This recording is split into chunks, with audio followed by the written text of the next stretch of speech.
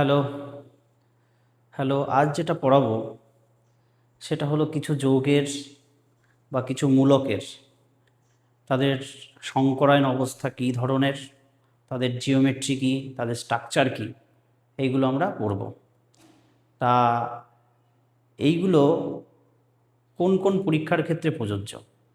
যারা তোমরা ক্লাস 11-এ পড়ো বা 12-এ পড়ো তাদের তো দরকারই, সঙ্গে যারা নিট দেবে, জেই দেবে, ডাব্লিউবিজেই দেবে, জেই মেন দেবে, হ্যাঁ, ভারতবর্ষের কেমিস্ট্রি কম্পিটিটিভ এক্সাম যে সমস্ত এক্সামে আসে মোটামুটি এই টপিক থেকে একটা দুটো প্রশ্ন থাকেই, তা ভালো করে শিখে নাও।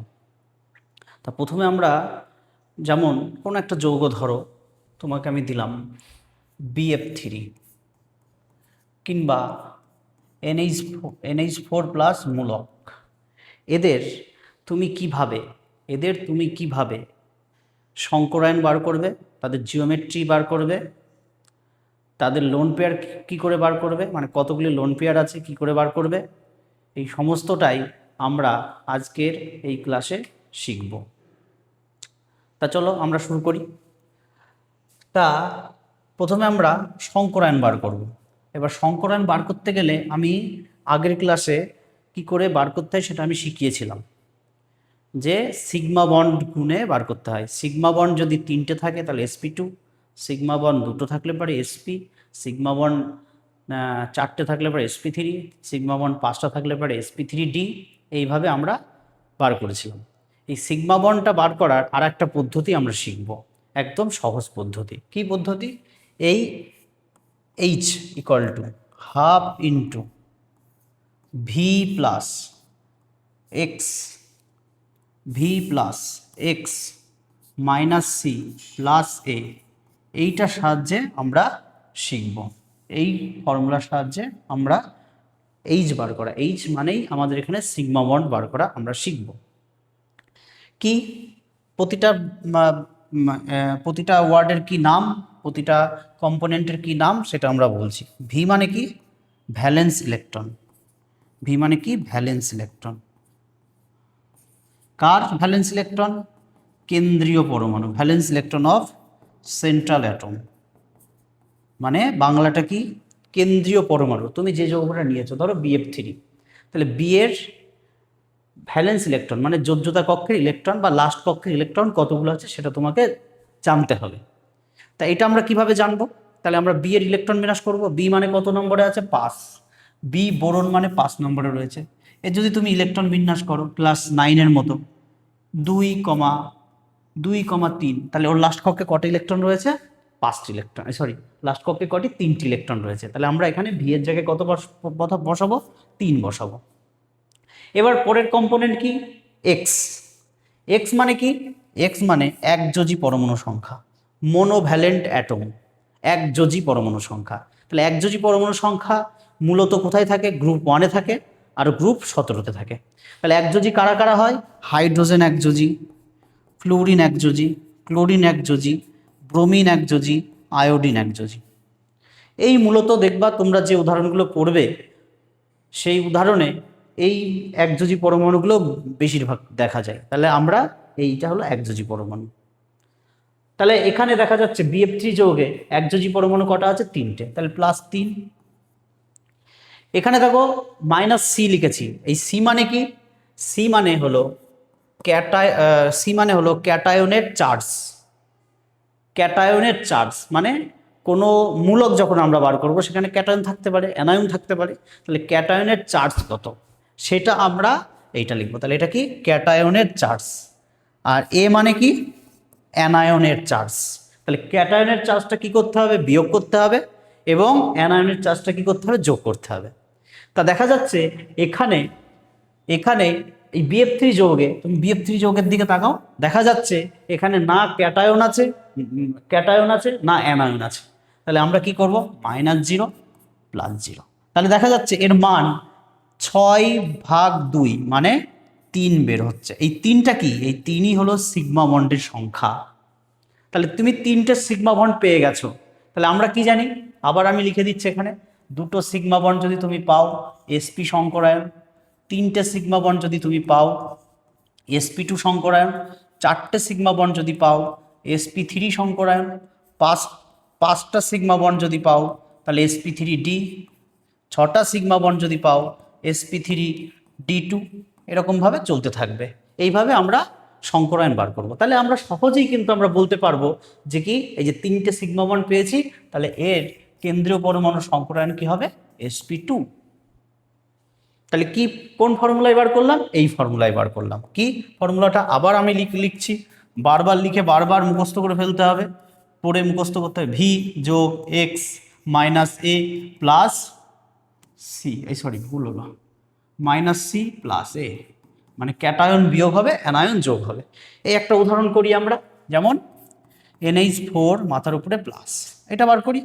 তাহলে এখানে কেন্দ্রীয় পরমাণু হচ্ছে N, তাহলে N এর শেষ কক্ষের ইলেকট্রন দরকার, H বার করবো আমরা, H হাফ ইন্টু N এর শেষ কক্ষ, N কত নম্বর আছে 7, তাহলে ইলেকট্রন বিন্যাস আমরা করি 2,5, তাহলে এখানে 5 লিখবো, যোগ একযোজি পরমাণু কটা আছে 4টে, ক্যাটায়ন মানে দেখো একটা আছে, তাহলে ক্যাটায়নের চার্জ কত 1, তাহলে শুধু চার্জটাই লিখবো 1 -1, আর অ্যানায়ন দেখো নেই 0, তাহলে কোনো যৌগকে ক্যাটায়ন, কোনো মূলকে ক্যাটায়ন থাকলে অ্যানায়ন তো থাকবেই না, এটা তো তোমার পজিটিভ মূলক, তাই তো। তাহলে দেখা গেল কি যে এখানে কত হচ্ছে দেখো 9 এর থেকে 1 বিয়োগ করলে পারে 8/2 মানে 4, তাহলে 4 হলে পারে তোমরা নিশ্চয়ই বুঝতে পারছো sp3 সংকরায়ন, হাইব্রিডাইজেশন। তাহলে এইভাবে আমরা বিভিন্ন যৌগের আমরা কি বার করতে পারি? হাইব্রিডাইজেশন বার করতে পারি। আরও কয়েকটা উদাহরণ আমরা দেখি, কিছু একটা অ্যানায়নের উদাহরণ দেখি, CO3 2-, তাহলে CO3 2- এর কি হবে দেখো, H, C এর শেষ কক্ষে 4টি ইলেকট্রন থাকে, C কত নম্বরে 6 নম্বরে 2,4, তাহলে 4টি ইলেকট্রন রয়েছে, যোগ দেখো এখানে একযোজি পরমাণু নেই, অক্সিজেন কি দ্বিযোজি পরমাণু, তাহলে এখানে 0,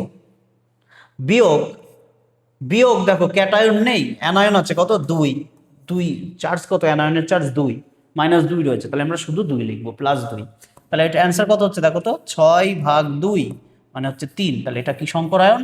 sp2 সংকরায়ন, sp2 সংকরায়ন। তাহলে একদম ইজি প্রসেসে আমরা সংকরায়ন বার করতে পারবো। এর সঙ্গে সঙ্গে আমরা বললাম যে এই সংকরায়ন বার করার সঙ্গে সঙ্গে আমরা কি শিখবো? এলপি বার করা শিখবো, লোন পেয়ার বার করা শিখবো। এলপি মানে লোন পেয়ার, মানে নিঃসঙ্গ জোড়। তার সঙ্গে শিখবো আমরা বন্ড পেয়ার মানে বন্ধন জোড়, এইগুলো বার করব। এইগুলো কি কাজে লাগবে? তোমার কোনো অণুর বা কোনো যৌগের স্ট্রাকচার বার করতে আমাদের কাজে লাগবে। চলো শুরু করি।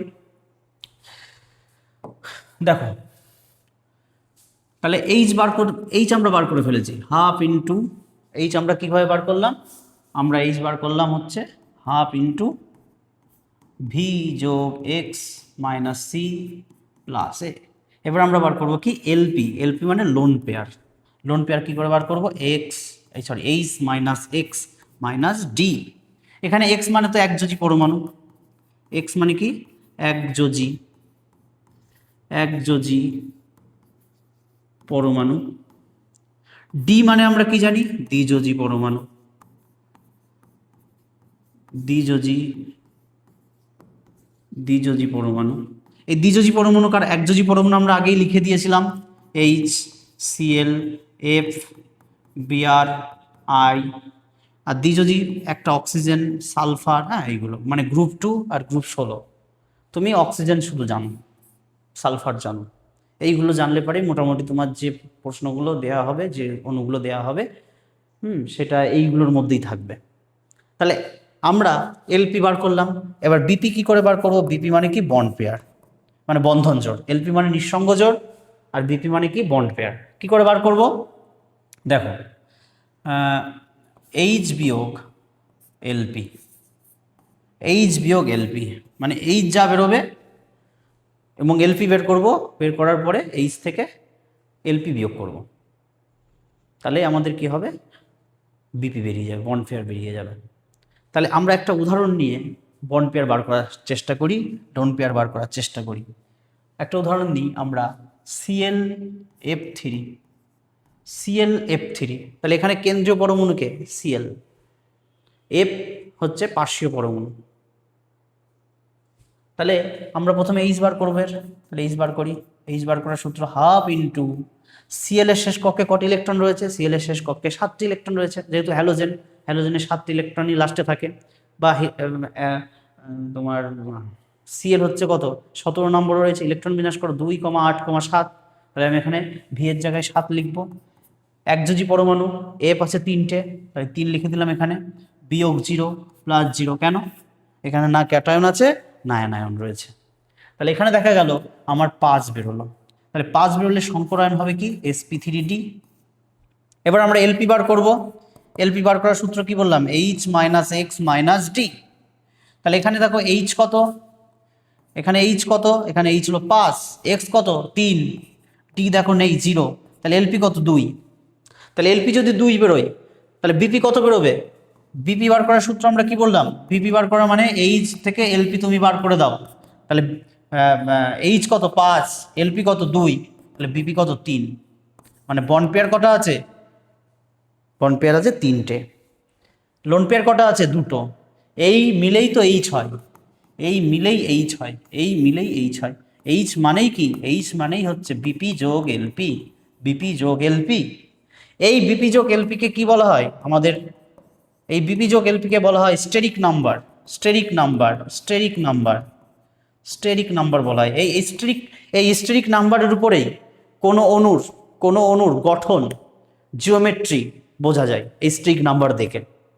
তাহলে আমরা এক এক করে পড়ব কোন অনুর কতটা কীরকম গঠন, এবং তাদের এলপিপিপি বার করে তার গঠন আমরা শিখব, তাদের জিওমেট্রি আমরা শিখব।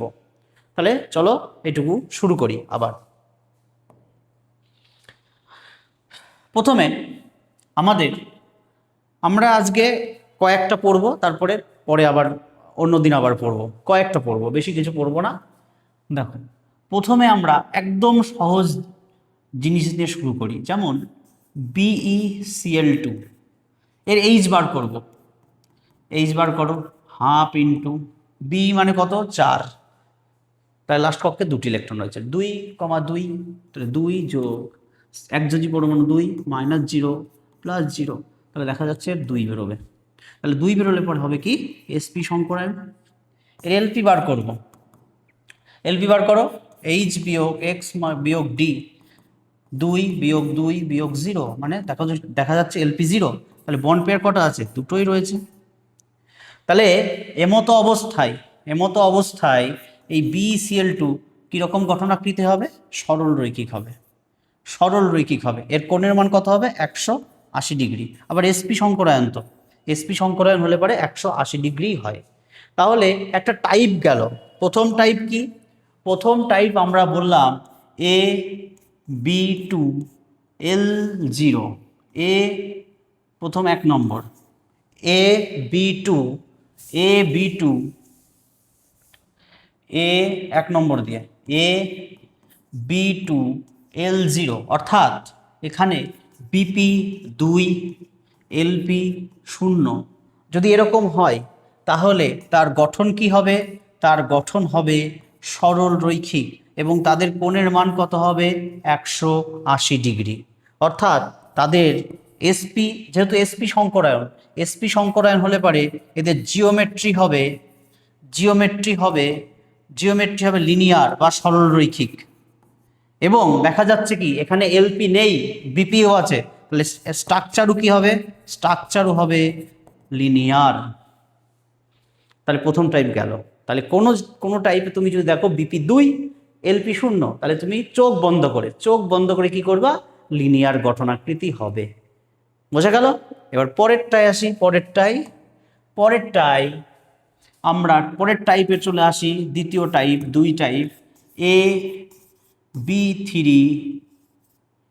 AB3, মানে দ্বিতীয় টাইপ বলতে আমরা স্টেরিক নাম্বার 3-এ বুঝছি, স্টেরিক নাম্বার 3-এ বলছি আমরা।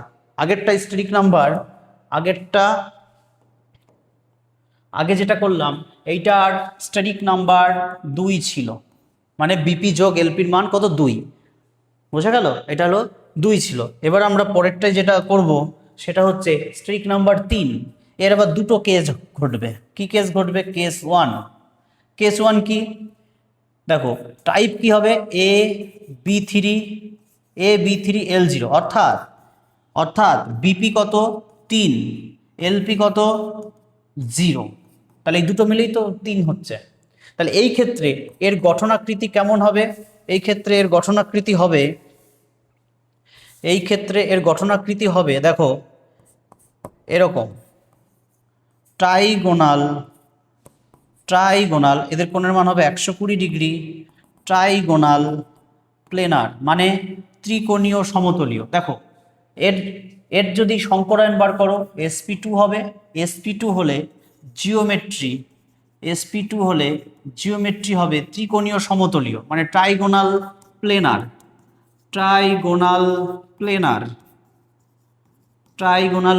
মানে ত্রিকোণীয় সমতলীয়। এবার দেখা গেল এখানে LP0 BP তিনটেই রয়েছে, সেক্ষেত্রে এর স্ট্রাকচারও কি হবে আমার ট্রাইগোনাল প্লেনারই হবে টিপি। যদি এইটারই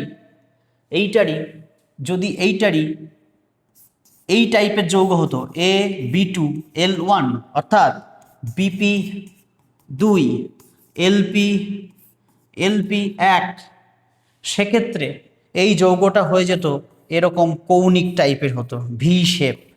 কি শেপ হতো? ভি শেপ, এরকম ভি শেপ। তাহলে এটা কি? এটা কিন্তু জিওমেট্রি কিন্তু সেম, জিওমেট্রি ট্রাইগোনাল প্লেনার, কিন্তু স্ট্রাকচার আমাদের কি হতো? স্ট্রাকচার হয়ে যেত ভি শেপ বা বেন্ড শেপ হতো। এই যে লোন পেয়ার এইভাবে থাকতো। তাহলে আমরা এখানে শিখতে পারলাম যদি SN মানে স্টেরিক নাম্বার যদি 3 হয় তাহলে দুটো কেস ঘটবে, একটা BP3 LP0 সেক্ষেত্রে ট্রাইগোনাল প্লেনার, আর একটা শিখলাম কি BP2 LP1 ভি শেপ হলো। তাহলে এরকম যৌগ আছে, সেই উদাহরণগুলো আমরা পরে আলোচনা করব উদাহরণ দিয়ে যখন আমরা কোশ্চেন করব। তারপরে আসি SN4 এর 4টে কেস ঘটবে। প্রথম কেস 1 নম্বর AB4L0 অর্থাৎ BP4 LP0। দেখো SN4 হলে পারে সংকরায়ন কি হবে? sp3 হলে পারে এর জিওমেট্রি সর্বদা টেট্রাহেড্রাল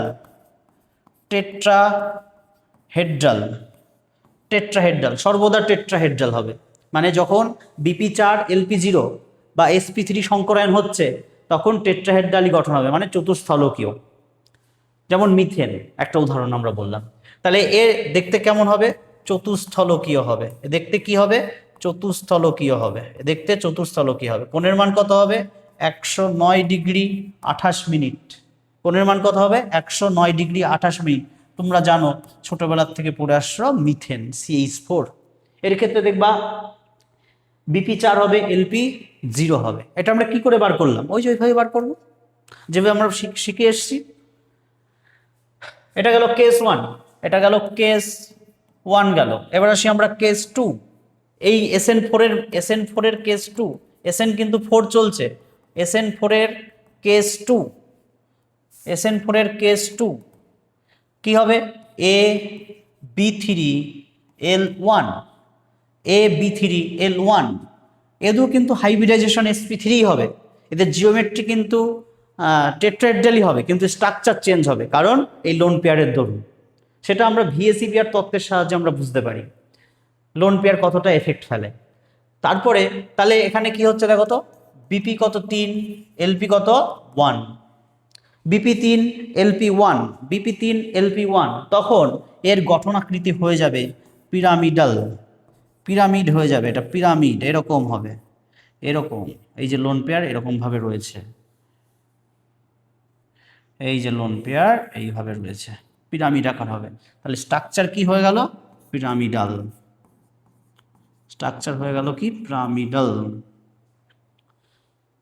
তাহলে একটা টাইপ গেল।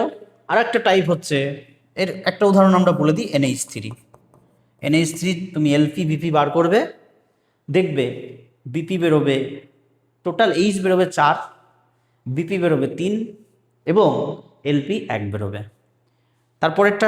পরের কেসে আসি আমরা, কেস 3 সেটা হলো কি টাইপ হবে যৌগটা, AB2L2, AB2L2, তাহলে এখানে বিপি কত 2, এলপি কত 2, এর হাইব্রিডাইজেশন কত 2 2 4 হচ্ছে, মানে sp3 সংকরায়নই হবে। এর জিওমেট্রি কি হবে, টেট্রাহেড্রালি হবে, মানে চতুস্থলকীয় হবে।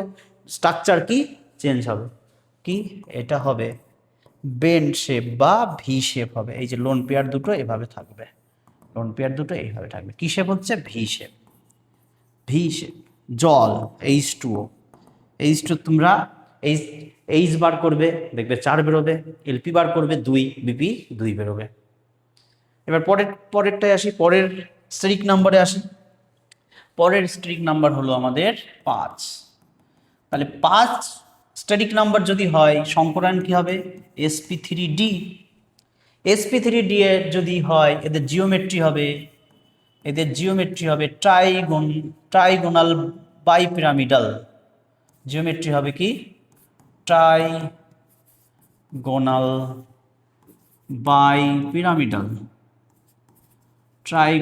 বাইপিরামিডাল, টিবিপি। এটা আমরা সংক্ষেপে কি বলি, অর টিবিপি ব্র্যাকেটে লিখে দিই, এটা টিবিপি, ট্রাইগোনাল বাইপিরামিডাল।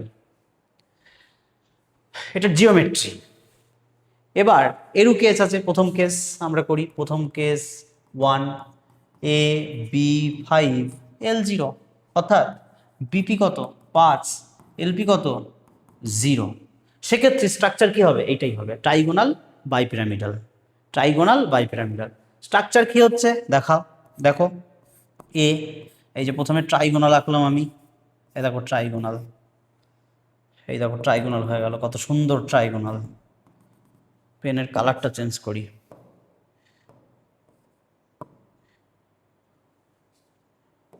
দেখো এই যে ট্রাইগোনাল, এদের কোণের মান কত হচ্ছে 120 ডিগ্রি।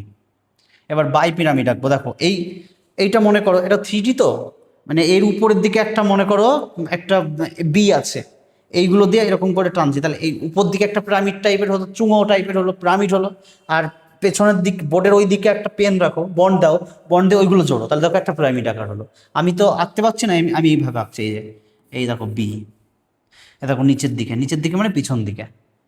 তাহলে এই কোণটার মান, এই কোণটার মান দেখো 180 ডিগ্রি হলো, এবং এইটার মানের কত হলো 90 ডিগ্রি। তাহলে এখানে দেখো 3 ধরনের তুমি কোণ পেলে, কি 120 ডিগ্রি পেলে, তুমি 180 ডিগ্রি পেলে, আর একটা পেলে 90 ডিগ্রি। এই যে ট্রাইগোনাল বাইপিরামিডালের মধ্যে, এটা কেস 1। এর উদাহরণ কি, PCl5। এর উদাহরণ